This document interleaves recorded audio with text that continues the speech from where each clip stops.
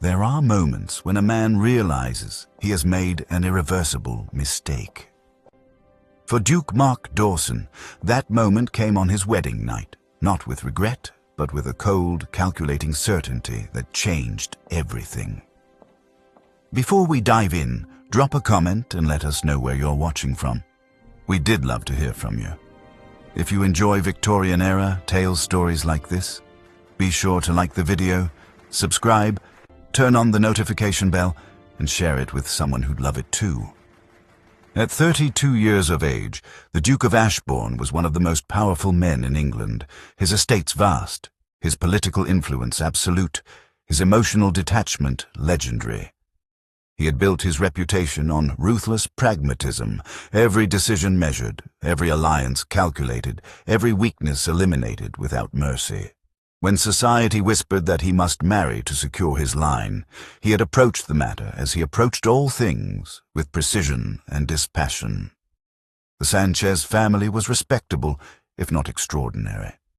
Their estate in Hampshire was well managed but modest, their social standing adequate but unremarkable. They possessed what polite society called good breeding, the kind of gentility that opened doors without commanding attention. Isabella Sanchez had commanded attention. She was 21, beautiful in the way that stopped conversations, golden red hair that caught candlelight like flame, eyes that sparkled with practiced vivacity, and a figure that moved through ballrooms with the confidence of a woman who knew exactly what power beauty could wield. She had pursued the Duke with a determination that impressed even his most cynical peers, positioning herself at every social gathering, ensuring their paths crossed with frequency that seemed almost accidental. Mark had danced with her at the Pemberton Ball, had driven her through Hyde Park in his curricle, had engaged her in conversations about art and literature that lasted precisely as long as propriety demanded.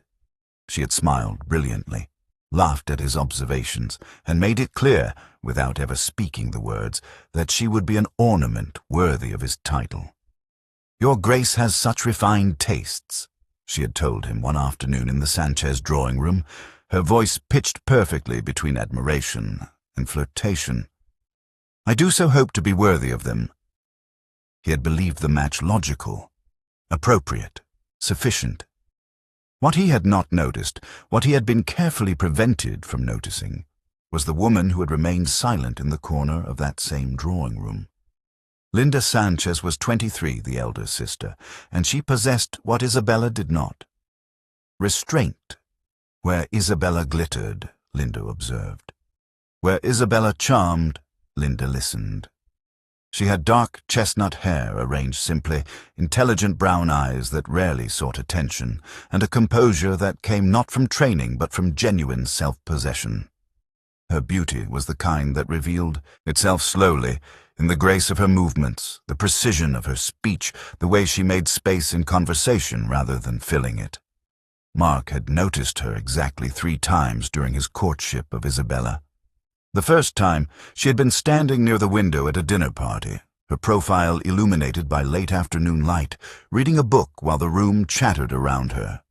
The second time, she had offered a quiet correction to a historical detail Isabella had misstated, her tone gentle but certain. The third time, he had asked her opinion on estate management, and she had answered with a competence that surprised him, her knowledge practical, her suggestions sound. Each time he had dismissed the flicker of interest as mere curiosity. Linda Sanchez had shown no desire to compete for his attention. She had, in fact, seemed almost relieved when he proposed to her sister. The engagement had proceeded with efficient speed. Isabella had accepted with tears of joy. The Sanchez family had celebrated their elevation. Society had approved the match as entirely proper. Linda had withdrawn to the margins, assisting with wedding preparations, offering congratulations with perfect sincerity, and never once betraying that she felt anything other than happiness for her sister's success.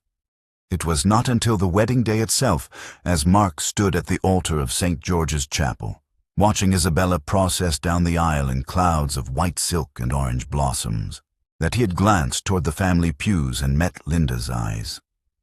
She had been watching him with an expression he could not name, Not longing, not jealousy. Something quieter, sadder, and infinitely more knowing. In that instant, standing before God and society, Duke Mark Dawson had felt the first whisper of unease, a sensation so unfamiliar he had immediately suppressed it. By nightfall, suppression became impossible. The wedding night had been conducted with all appropriate ritual, the grand estate prepared, the servants dismissed to distant quarters, the marriage bed turned down with precision. Isabella had been eager, effusive, performing passion with the same practiced charm she brought to every social occasion. She had talked endlessly about the wedding, the guests, her plans for refurbishing the Duchess's chambers. She had sought validation, reassurance, confirmation that she had pleased him. She had not once been silent, and in that suffocating absence of quiet, Mark had understood with brutal clarity what mistake he had made. The woman beside him was not the woman who should have been there. Isabella was beautiful, charming, perfectly adequate, and utterly, devastatingly wrong. It was Linda's restraint he craved. Linda's intelligence he respected. Linda's presence that had left a void he had been too blind to recognize until it was irreversibly too late.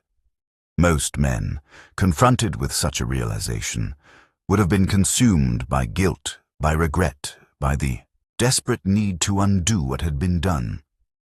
Duke Mark Dawson was not most men. As he lay in the darkness beside his new wife, listening to her breathe softly in satisfied sleep, he made a choice that would reshape 3 lives forever. He would not regret his mistake. He would not suffer guilt. He would not pretend the error had not occurred. Instead, he would do what he had always done, adapt, control, and bend circumstance to his will. If he had married the wrong sister, then he would simply ensure that the right one remained within reach. The decision settled over him with the weight of inevitability, cold, certain, and utterly without remorse. By morning, Isabella woke as the Duchess of Ashbourne, believing herself triumphant. Linda remained at the family estate, believing herself forgotten. And Mark began the careful, methodical work of correcting fate's error, not through annulment or scandal, but through something far more dangerous: proximity, power, and the patient architecture of obsession. What had been done could not be undone, but what happened next would be entirely under his control. To understand how 3 lives became so irrevocably entangled, one must return to the beginning, to the season when Linda Sanchez first learned that invisibility could be both a shield and a prison, and when Duke Mark Dawson first mistook silence for indifference rather than recognizing it as the rarest form of dignity. The announcement appeared in Tatos, the Morning Post, on a Tuesday, and by Wednesday afternoon, every drawing room in Mayfair had declared the match a triumph of sense and suitability. The Duke of Ashbourne and Miss Isabella Sanchez, how perfectly appropriate, Lady Pemberton had proclaimed at her weekly salon. Beauty, breeding, and excellent connections. One could not ask for a more judicious alliance. Mark attended the obligatory round of celebratory dinners with his characteristic composure, accepting congratulations with measured politeness. Isabella glowed beside him, her hand resting possessively on his arm, her laughter ringing through rooms with practiced delight.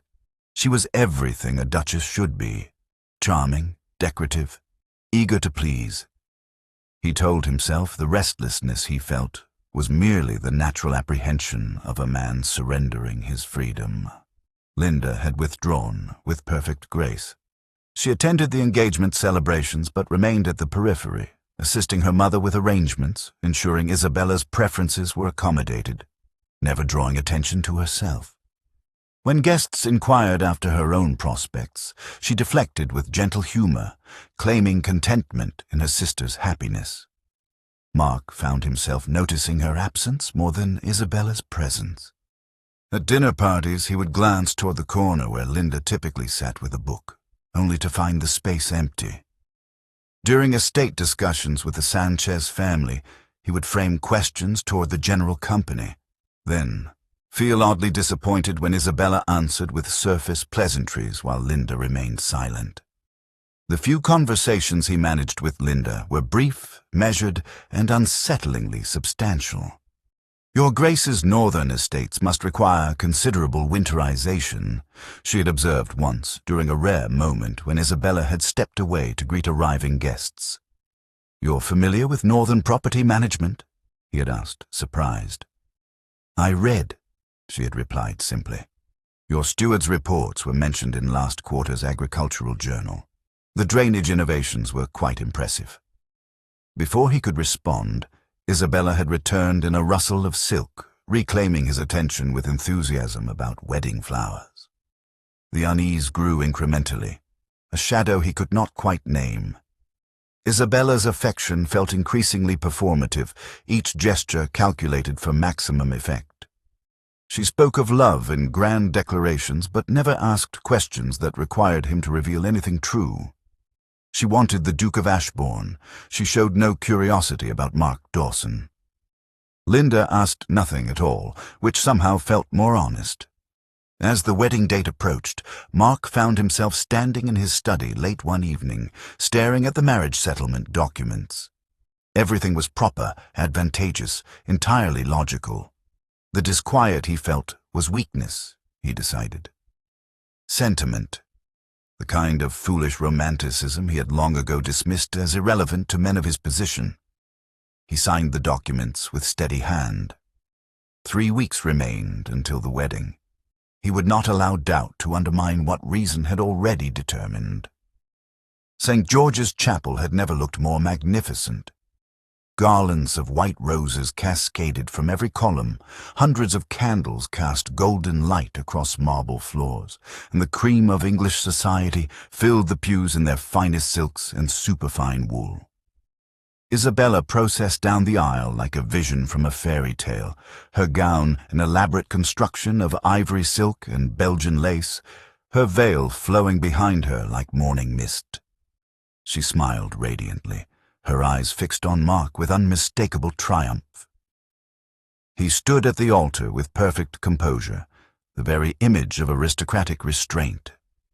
The ceremony proceeded with flawless precision, vows exchanged, rings presented, prayers offered. Society witnessed the union of duke and commoner elevated, pronouncing it entirely proper and deeply romantic. Mark noticed none of it. His attention had snagged on a single moment, a fleeting exchange of glances that lasted no more than 3 seconds but seemed to stretch into eternity. Linda sat in the second pew, dressed in pale blue that made her seem almost ethereal. As Isabella reached the altar, Linda's eyes had lifted and met his across the crowded chapel. There was no accusation in her gaze, no longing, no jealousy. Only a quiet, devastating understanding, as though she could see straight through the ceremony's grandeur to the hollow truth beneath. Mark felt something shift in his chest, a sensation so unfamiliar he nearly broke protocol by hesitating before speaking his vows. He recovered instantly. The ceremony concluded. Society applauded. By nightfall, the guests had departed, leaving the newlyweds alone in the vast silence of Ashbourne Manor. Isabella filled that silence with words. She chattered about the ceremony's perfection, the guests' envy, the triumph of becoming a duchess. She performed passion with the same enthusiastic charm she brought to every social occasion, touching, laughing, seeking constant validation. "Was I not beautiful, Your Grace?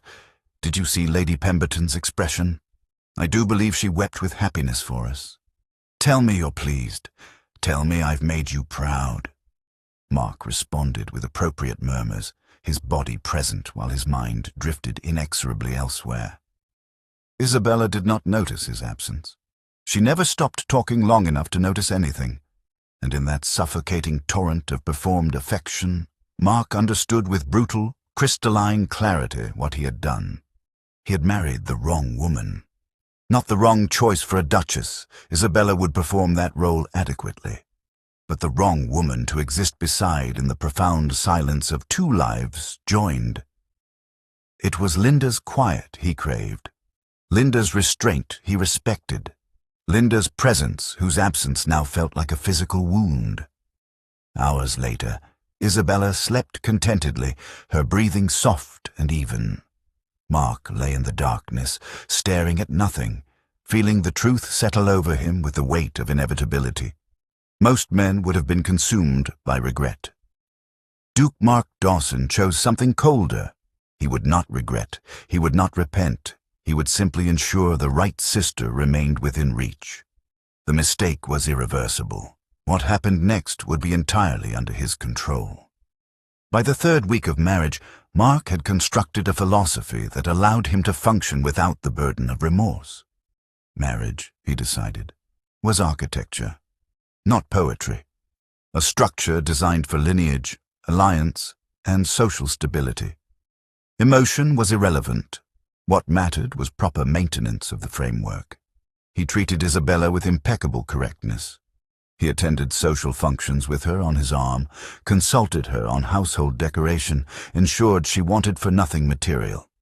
He performed the role of attentive husband with the same precision he brought to parliamentary votes. But he did not confide, did not seek her company beyond necessity, did not pretend interest in her endless observations about society's minor dramas. Isabella seemed not to notice the distance, too occupied with her new status to recognize the absence of intimacy beneath courtesy's polished surface. Linda, however, had become impossible to avoid. The Sanchez family visited frequently. Propriety demanded it. Mrs. Sanchez fussed over Isabella's adjustment to her new role, while Mr. Sanchez discussed estate matters with Mark in the library. Linda accompanied them quietly, sitting with needlework or books, rarely speaking unless addressed, yet Mark found his attention drawn to her with increasing frequency. During a discussion about tenant improvements, he had turned to the room at large. The question is whether investment in drainage systems justifies the immediate cost. It does, Linda had said softly, not looking up from her embroidery. Healthier land produces better yields.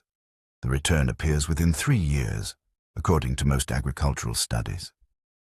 Mark had stared at her, startled by the precision of her response. Isabella had laughed brightly. "Oh, Linda reads the most tedious things.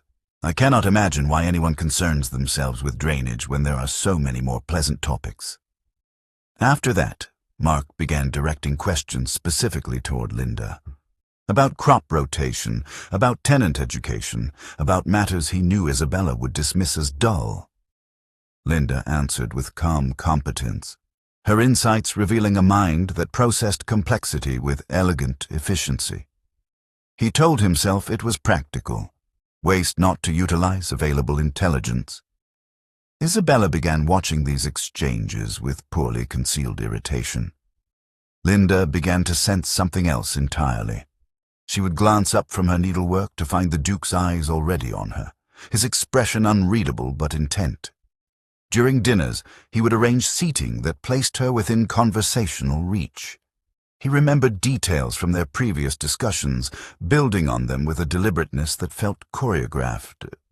One afternoon, as the families took tea in the drawing room, Linda caught Mark observing her while Isabella chattered to her mother.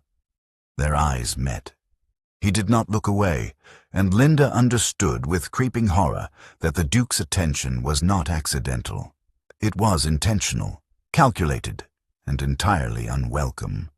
The shift happened so gradually that by the time Isabella noticed, the household had already been transformed. It began with a simple request. The housekeeper, Mrs. Thornton, had approached Mark about replacing worn linens in the servants' quarters. Instead of directing her to Isabella, he had suggested, "Perhaps Miss Sanchez might offer guidance. She has excellent practical judgment." Linda had been visiting that afternoon. She had assessed the situation with quiet efficiency, recommended quality over ostentation, and estimated costs that proved remarkably accurate. Within a fortnight, Mrs. Thornton was consulting Linda on everything from kitchen management to staff scheduling. Mark formalized the arrangement without announcement. During estate meetings, he began requesting Linda's attendance. "Miss Sanchez has proven invaluable in practical matters," he explained to his steward, his tone perfectly reasonable. "Her insights should not be wasted." Linda protested initially. "Your Grace, this is hardly appropriate. The Duchess should—" "The Duchess has other priorities," Mark interrupted smoothly. "You, however, possess competence that would be foolish to ignore." The staff responded to Linda's quiet authority with instinctive deference. She never demanded, never raised her voice, yet somehow decisions were made, problems solved, the household machinery running with unprecedented smoothness. Isabella, meanwhile, found herself increasingly ornamental in her own home.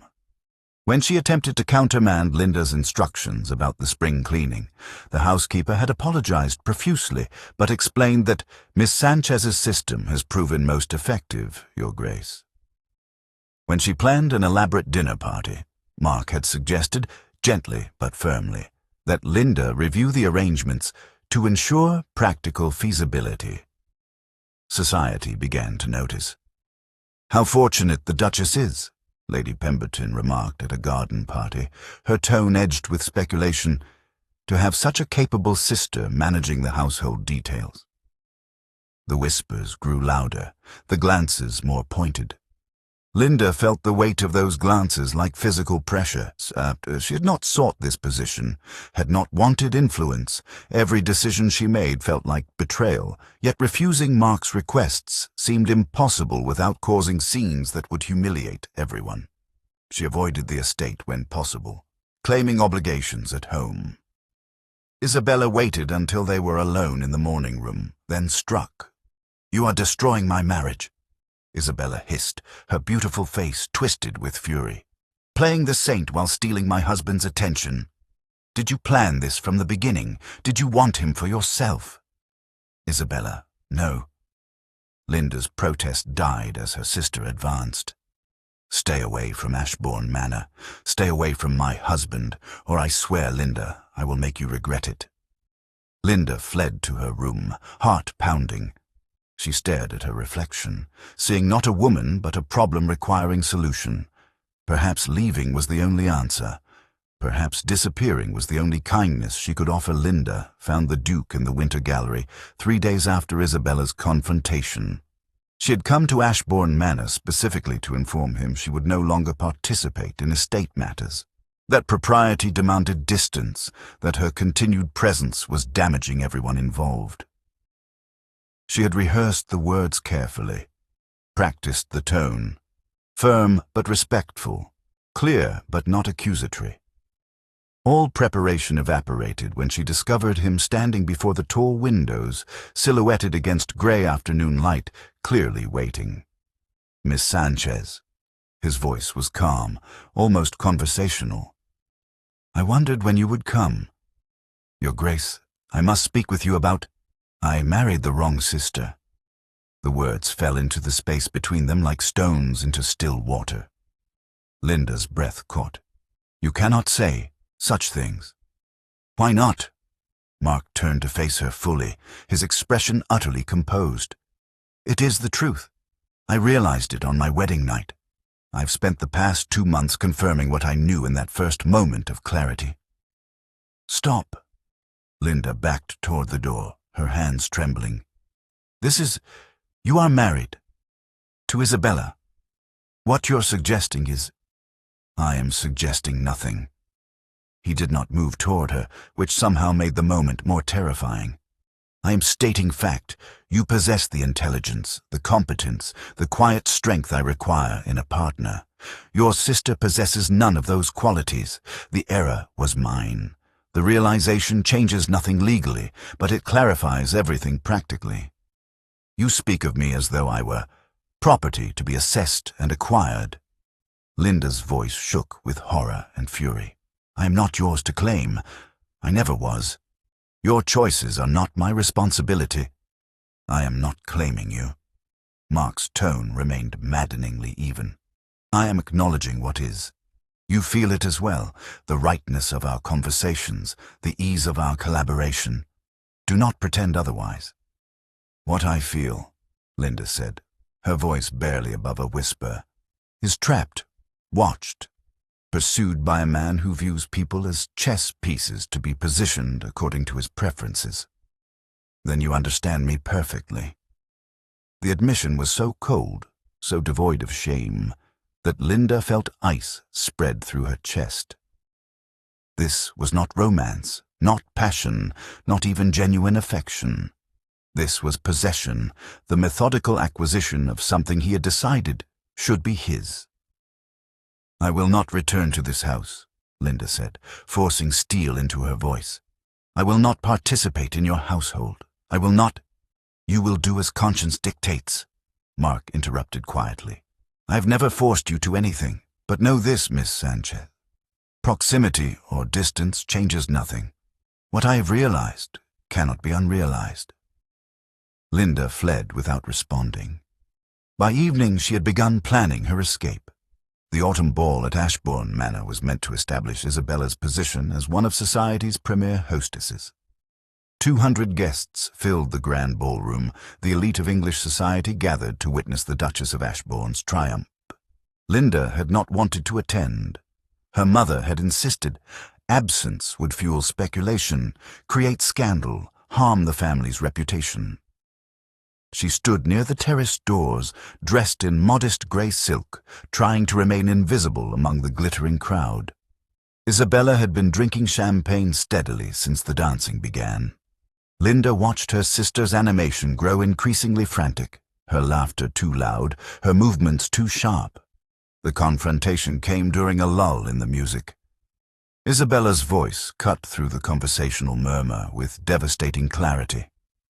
How thoughtful of my dear sister to grace us with her presence. Tell me, Linda, do you find it pleasant? Managing my household, directing my servants, stealing my husband's attention while pretending charity. The ballroom fell utterly silent. 200 pairs of eyes turned toward the sisters. Linda felt the weight of that collective gaze like physical pressure, her face draining of color. Isabella, please, she began quietly. Please what? Isabella's beautiful face was twisted with champagne-fueled fury. Please continue playing the saint while undermining everything I've worked to achieve. You've wanted him from the beginning, haven't you? Quiet, perfect Linda. Too noble to compete, but perfectly willing to destroy from the shadows. Lady Pemberton gasped audibly. Whispers rippled through the crowd like wind through wheat. Linda stood frozen, unable to defend herself without making everything worse. That is enough. Mark's voice was not loud, but it carried absolute authority. He crossed the ballroom with measured steps, his expression carved from ice. The crowd waited breathlessly. He did not go to his wife. He positioned himself beside Linda, his presence a shield between her and the room's judgment. Miss Sanchez, he said quietly, his words pitched for the entire assembly to hear, has conducted herself with dignity and grace during circumstances that would have broken lesser characters. Anyone suggesting otherwise reveals only their own inadequacy of perception. The silence that followed was deafening. Isabella swayed slightly, realization dawning too late across her features. Mark had not defended his wife, had not made excuses, had not attempted to smooth over the accusation. He had chosen, publicly, irrevocably, which sister's dignity mattered. Society understood instantly. The whispers that followed would be merciless, not toward Linda, but toward the Duchess who had revealed her own insecurity so spectacularly. Isabella's social position, built so carefully, crumbled in that single moment. Linda looked up at Mark, saw the cold calculation in his eyes, and understood the final truth. He had orchestrated nothing, but he had seized the opportunity her sister had provided. This was not rescue. This was repositioning. She walked from the ballroom with her head high, her decision crystallized. She would leave, truly leave, before his control consumed what remained of her soul. Linda found Mark in his study 2 days after the ball, her travelling cloak already fastened, her small trunk waiting in the entrance hall. "I am leaving," she said without preamble. "For Scotland. I've secured a position as companion to an elderly countess in Edinburgh. I depart within the hour." For the first time since she had known him, the Duke's composure fractured. "Scotland." He stood abruptly, his chair scraping against polished wood. "That is absurd. You cannot simply—" "I can," Linda interrupted, her voice steady despite the trembling in her hands. "I must. Your Grace, surely you understand that remaining here destroys all of us. Isabella, myself, even you. Isabella will recover. Society's memory is short." "That is not the point." Linda's eyes met his with devastating clarity. "You speak of control, of managing circumstances, of bending situations to your will, but you cannot control this. You cannot restructure reality to suit your preferences simply because you have decided fate erred." Mark moved toward her, his movements sharp with something that looked almost like panic. "You would throw away your family's proximity, your position of influence, your—" "My dignity?" Linda finished quietly. "Yes. Because unlike you, Your Grace, I understand that some mistakes cannot be absorbed. They must be abandoned entirely. I can protect you." The words came quickly, almost desperately. "Ensure your comfort, your security. You need not flee to Scotland like a fugitive. I can arrange. Protection is not what I need." Linda's voice broke slightly. "Cannot you see?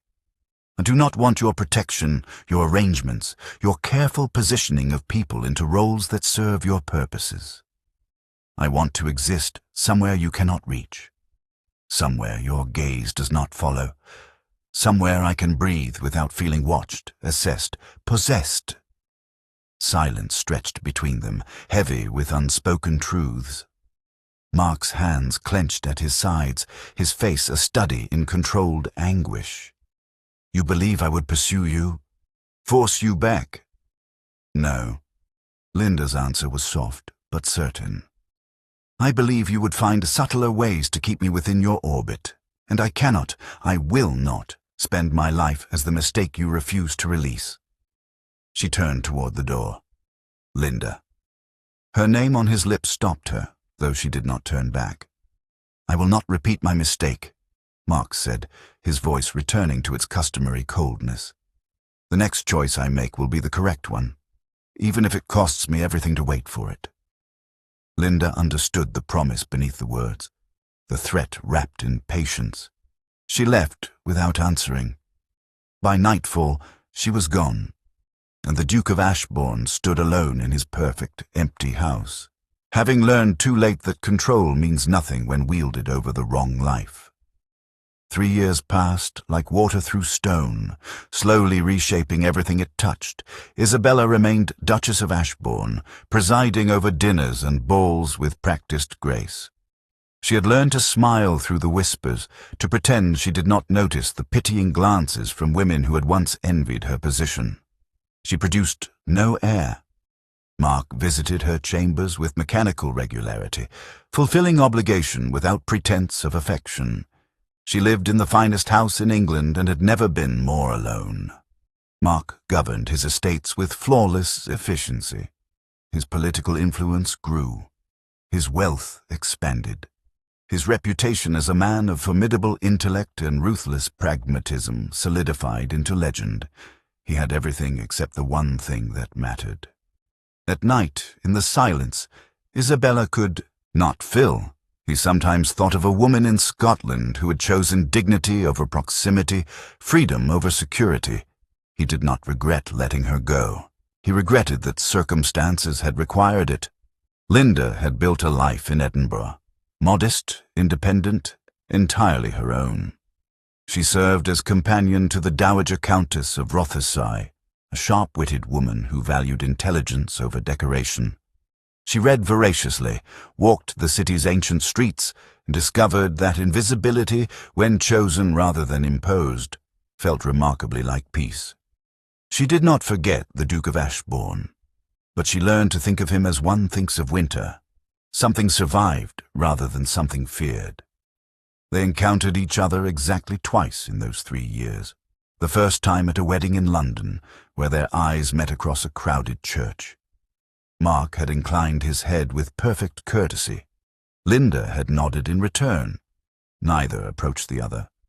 The second time in Edinburgh, when Mark attended parliamentary business. He had seen her in a bookshop, her attention absorbed by a volume on agricultural reform. He had stood in the doorway, watching her for exactly 30 seconds, long enough to confirm she looked well, healthy, content. Then he had turned and walked away. Some mistakes, he had finally understood, do not demand correction. They demand consequence. He had married the wrong woman. That truth would follow him until death, an invisible weight carried with aristocratic composure. Isabella would remain his duchess, proper, performative, perpetually disappointed. Linda would remain beyond reach, free, dignified, forever the woman who had chosen absence over compromise. And Mark would continue ruling his empire with flawless precision, a man who controlled everything except the one moment that had determined the rest of his life. On the evening of their 3rd wedding anniversary, Isabella asked him a question she had never dared voice before. "Do you ever think of her?" Mark stood at the window of his study, looking out over grounds illuminated by moonlight. "Every day," he answered with characteristic honesty. Isabella said nothing more. There was nothing more to say. The truth lived between them like a ghost, acknowledged but never exercised, present but never confronted. Some mistakes cannot be undone. They can only be endured with whatever grace remains available. And in 3 separate places, a grand manor, a modest townhouse in Edinburgh, and the cold interior of a duke's unalterable heart, 3 people lived with the consequences of choices made and roads not taken. The wrong sister had been chosen. The right one had walked away, and the truth lingered forever in the space between what was and what should have been. Dear listeners, thank you for staying with us until the end. If this story moved you, please subscribe, like, comment, and share it with someone close to you. Your support inspires us to keep creating stories filled with love, healing, and unforgettable twists.